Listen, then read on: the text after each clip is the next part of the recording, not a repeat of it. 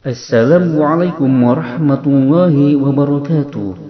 Kita akan melanjutkan pembahasan masalah ilmu fikih di dalam kitab I'anatut Talibin. Kita akan lanjutkan pada pembahasan tentang sholat. Bismillahirrahmanirrahim. Babus sholati, ari ieu eta bab buat mertelakeun sholat. Maksudnya bab ini akan menjelaskan tentang masalah sholat. Hiya ari sholat sar'an cek sara eta aqwalun pirang-pirang ucapan wa af'alun sareng pirang-pirang padamelan maksusatun anu dikhususkeun muftatahatun anu dimulai bitakbiri ku takbiratul ihram muhtatamatun anu diakhiri bitaslimi ku uluk salam ku membaca salam wa sumiyat sareng dingaranan naon aqwalun af'alun ila akhirih bidzalika ku itu ngaran salat listimaliha karena mencakupna eta af'alun sareng aqwalun mahsusatun muftatahatun ila akhirih mencakup ala salati kana salat. Maksudnya, sholat menurut syara itu adalah ucapan-ucapan dan perbuatan-perbuatan yang tertentu yang dimulai dengan takbiratul ihram dan diakhiri dengan membaca salam. Dinamai ucapan-ucapan dan pekerjaan-pekerjaan tersebut dengan sholat dikarenakan perbuatan dan ucapan itu mencakup terhadap sholat. Dalam arti mulai daripada takbiratul ihram dengan niat tentunya di dalam hati, kemudian berdiri lalu membaca surat Al-Fatihah, kemudian ruku, i'tidal, lalu sujud, duduk di antara dua sujud, lalu sujud lagi yang kedua sampai akhirnya tahiyat akhir, lalu membaca salam, itu semuanya adalah pekerjaan dan ucapan-ucapan yang dinamakan dengan sholat. Lugotan cek lugot wahia halna ari sholat eta adu'a'u doa. Sedangkan menurut bahasa sholat itu adalah doa. Mengapa? Dikarenakan kita tahu bahwasannya di dalam sholat itu banyak sekali bacaan-bacaan doanya. Di antaranya ketika duduk, di antara dua sujud kita berdoa, Rabbi ghfirli warhamni wajburni warzuqni warfa'ni wahdini wa'afini wa'afu anni. Itu semuanya tentang masalah doa. Dalam arti kita memohon kepada Allah Subhanahu wa ta'ala. Begitu pula di dalam surat Al-Fatihah ada doa, ihdinas siratal mustaqim siratal ladzina an'amta 'alaihim ghairil maghdubi 'alaihim waladdallin. Banyak sekali bacaan-bacaan yang di dalam sholat itu mengandung bacaan doa, yang lainnya pengagungan kepada Allah Subhanahu wa ta'ala. Itu diantaranya pengertian tentang sholat menurut bahasa dan menurut syara. Wal mafrudatu sareng ari pirang-pirang sholat anu dipardukeun al ainiyatu anu sebangsa fardu ain eta khamsun aya 5 fi kulli yaumin dina saban-saban poe wa lailatin sareng peuting ma'lumatin anu dikanyahokeun minad dini tin agama biddarurati kalawan pasti. Maksudnya bahwasannya sholat-sholat yang fardu, yang mana fardu itu fardu ain hukumnya itu ada 5 sholat. Di antaranya sholat subuh, sholat duhur yang kedua, yang ketiga sholat asar, yang keempat sholat maghrib, dan yang kelima sholat isya. Itu semuanya merupakan fardu ain pada setiap hari dan malamnya. Dalam arti pada satu hari satu malam ada 5 sholat yang fardu ain wajib dikerjakan. Sholat yang fardu ain yang 5 ini diketahui dari keterangan agama secara pasti. Oleh sebab itulah tidak ada lagi penolakan terhadap kewajiban solat yang 5 waktu itu sebagai fardu ain, yaitu fardu bagi tiap-tiap individu orang yang beriman, orang yang muslim. Fayakfuru maka jadi kafir sahaja hiduha jalma anu nolak kana eta pirang-pirang kafarduan solat. Maksudnya orang yang menolak terhadap kefarduan solat yang 5 ini, dia menjadi kufur atau menjadi kafir. Oleh sebab itulah jangan sampai kita sebagai orang yang beriman menolak kewajiban solat yang 5 waktu itu. Walam tajtami'u sareng henteu kumpul naun hadhil khamsu ieu solat anu 5 waktu li ghairi nabiyina ka selain nabi urang sadayana Muhammadin sallallahu alaihi wasallam, tegasna Kangjeng Nabi Muhammad sallallahu alaihi wasallam, dalam arti solat yang 5 waktu ini hanya ada pada syariatnya Kangjeng Nabi Muhammad sallallahu alaihi wasallam, nabi kita semua.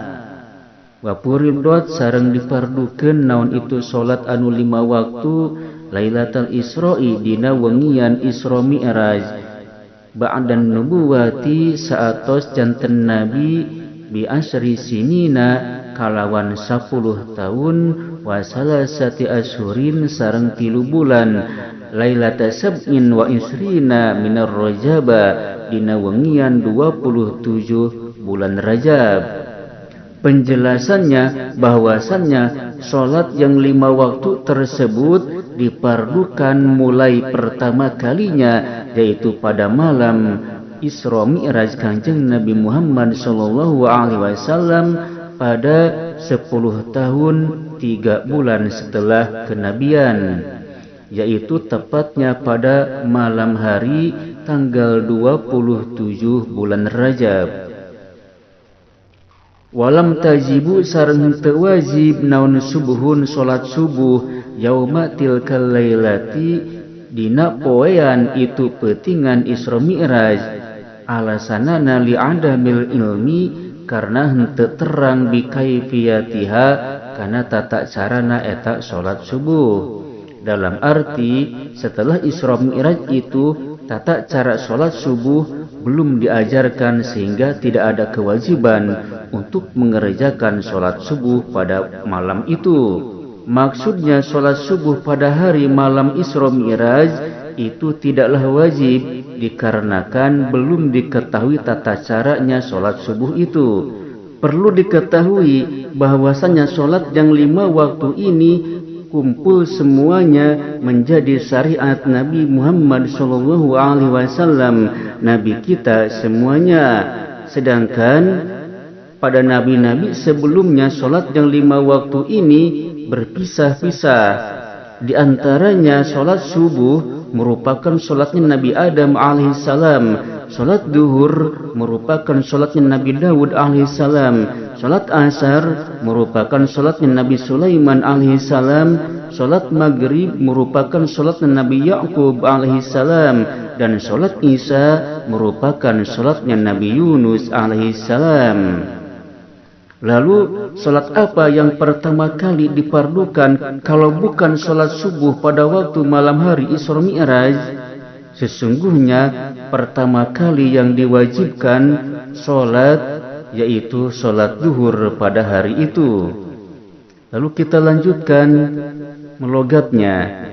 Innama tajibu angin pastina wajib naun al-maktubatu solat anu dipardukeun ay as-shalawatul khamsu tegesna solat anu 5 waktu ala kulli muslimin kasaban-saban jalma anu Islam mukallafin tur balig jeung berakal ay baligin tegesna balig akilin tur berakal zakarin lalaki au ghairihi atanapi selainnya lalaki tahirin tur anu suci. Fala tajibu maka henteu wajib naon salat ala kafirin ka jalma anu kafir asliin anu sebangsa kafir asli wasobiyin sareng budak leutik wa majnunin sareng jalma gelo wa mugma alaihi sareng jalma anu sakalor anu pingsan kalawan penyakit ayan wa sakrona sareng jalma anu weureu anu mabuk Bila ta'adin kalawan teu dihaja ku gelona kusakalorna sareng weureuna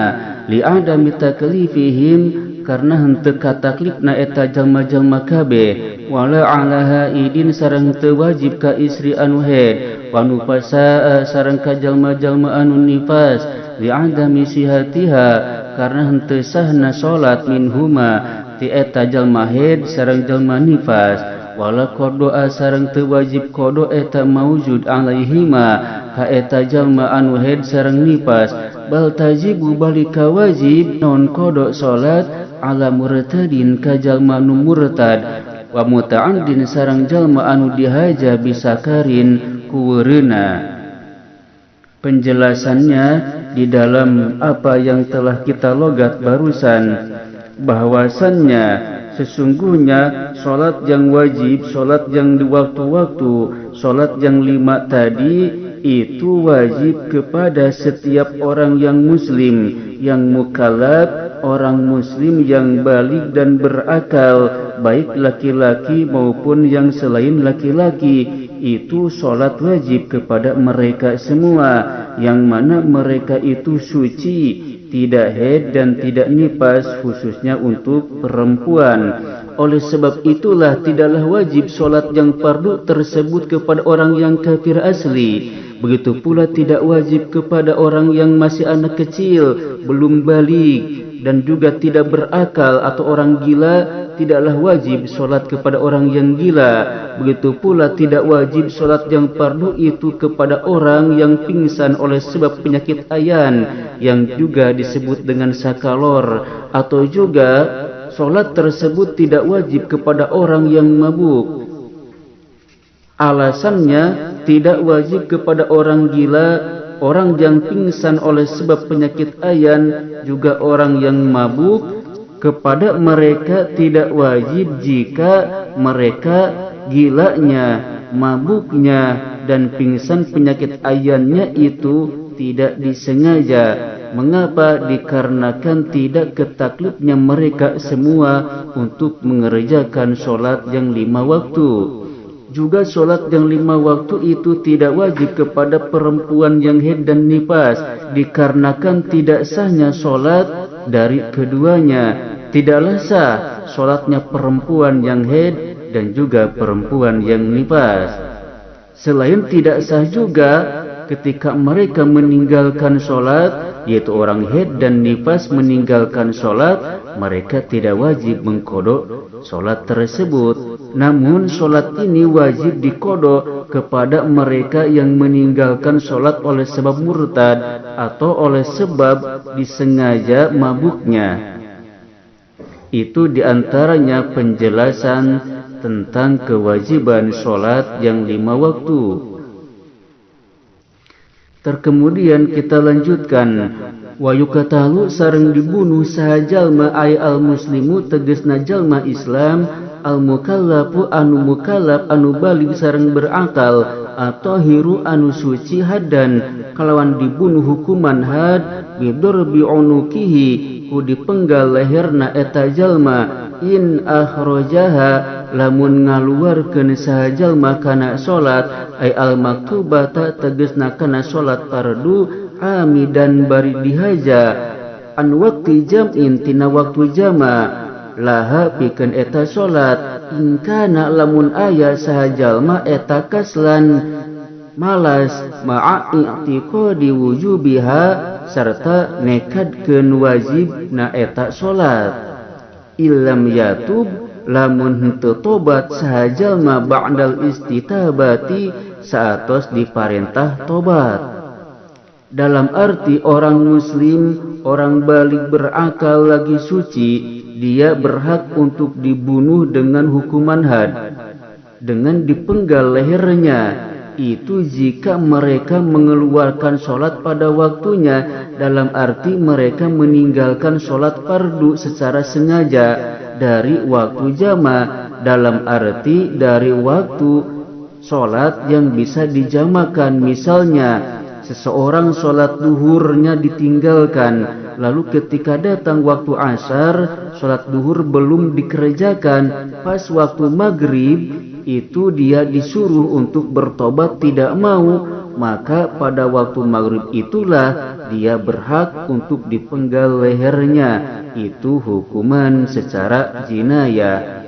Dalam arti jikalau dia itu malas-malasan, malas disuruh untuk tobat mengerjakan sholat duhur yang dia tinggalkan pada waktu maghrib, karena waktu maghrib itu telah melewati waktu jama, yaitu waktu asar, maka orang tersebut berhak untuk dipenggal lehernya jikalau dia tidak mau untuk mengerjakan sholat setelah disuruh untuk bertobat. Wa ala nadbil istitabati, sareng karna sunat miwarangna tobat, la yadmanu henteu nanggung sahaman jalma qatalahu anu ngabunuh sahaman kanu ninggalkeun salat, qabla taubati samemeh tobatna jalma nu ninggalkeun salat, lakinnahu tetapina jalma nu ngabunuh jalma anu ninggalkeun salat eta yasimu dosa saha jalma. Dalam arti menyuruh orang untuk mengerjakan sholat yang dia tinggalkan supaya dia bertobat, itu hukumnya sunnah. Maka ketika seseorang membunuh orang yang meninggalkan sholat, dia tidak menanggung pembunuhan tersebut dengan diberikan hukuman qisas, akan tetapi karena dia meninggalkan menyuruh orang tersebut untuk bertobat, maka dia itu berdosa. Wa yukatalu sareng dibunuh sahaja meninggalkan sholat kufron kalawan dibunuh di hukuman kafir, intarokaha lamun ninggalkeun eta jalma kana salat jahidan kalawan nolak wujubaha kana kewajiban salat, pala yugesalu maka teu diadusan saha jalma nu dibunuh oleh sebab ninggalkeun salat sareng nolak kana kewajiban salat, wala yusalla sareng teu disolatan saha alaihi eta jalma nu ninggalkeun salat kalawan nolak kana kewajiban sholat fardu. Dalam arti orang yang meninggalkan sholat fardu oleh sebab dia itu sengaja dan menolak kewajiban sholat, maka hukumnya orang tersebut adalah mati dalam keadaan kafir. Maka orang tersebut haram untuk diadusi dan haram untuk disolatkan, dikarenakan dia dihukumi sebagai orang yang kafir, namun dia itu boleh dikafani dan dikuburkan. Itulah diantaranya penjelasan tentang pentingnya mengerjakan sholat yang 5 waktu yang merupakan kewajiban bagi orang-orang yang muslim yang beriman kepada Allah subhanahu wa ta'ala, dikarenakan sholat yang 5 waktu itu merupakan tiangnya agama yang tidak boleh ditinggalkan. Bukan saja orang yang sehat, bahkan orang yang sakit sendiri wajib dia mengerjakan sholat yang 5 waktu itu walaupun dia sakit. Akan tetapi ada keringanan, yaitu boleh dengan duduk ataupun berbaring.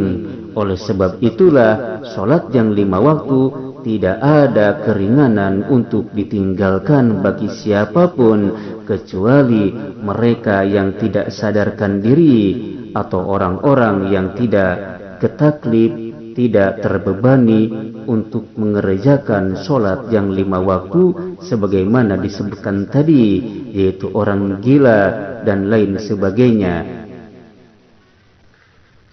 Demikianlah penjelasan untuk kesempatan kali ini, semoga bermanfaat. Akhirul kalam, wassalamualaikum warahmatullahi wabarakatuh.